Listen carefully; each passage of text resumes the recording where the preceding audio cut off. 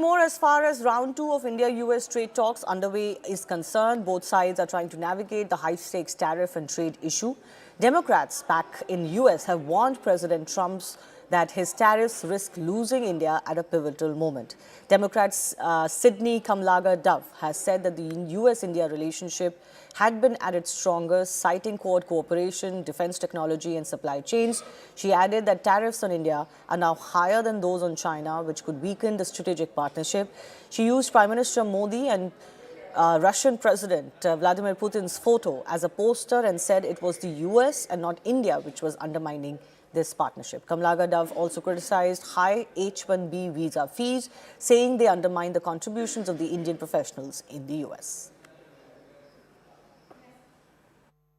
When Trump took office at the beginning of this year, the Biden administration handed him a bilateral relationship at the height of its strength, a revitalized Quad, a budding defense tech partnership, and a trusted supply chain partner. These were hard-earned accomplishments and the product of strategic discipline from our two countries. And then what happened? Flush, flush, flush down the toilet, the capital that Americans have built over decades in service of Trump's personal grievances and at the expense of our national interests. And unless he changes course, Trump will be the American president that lost India.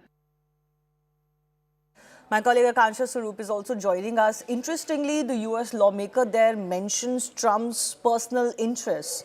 That actually is something that very many in India believe is what is behind this complete U-turn by the U.S. administration, particularly not giving him credit for that ceasefire between India and Pakistan. It's very interesting that you highlight that, Shivani, because this U.S. lawmaker has also referred to the fact, the hypocrisy of the United States going on right now, because she's also in the remaining part of that entire statement that she's given. She's referred to the back-channel talks that are currently taking place between the United States and Russia with regards to the war in Ukraine. Steve Witkoff just days ago had that meeting with the Russian president shortly before he made that very significant state visit to India.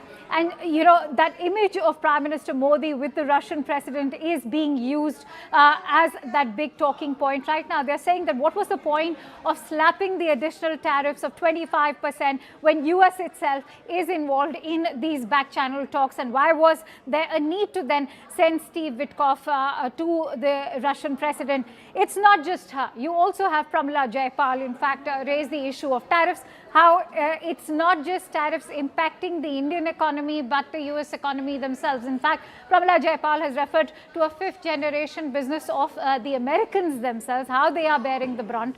Remember, all of this is happening at a time when the trade delegation from the United States is very much in the national capital.